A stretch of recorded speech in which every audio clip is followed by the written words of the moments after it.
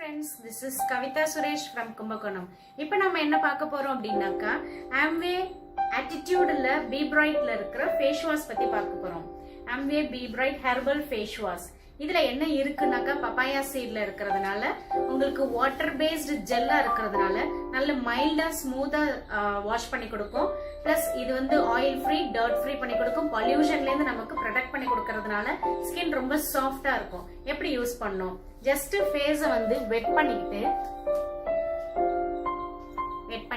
வெட் பண்ணிட்டு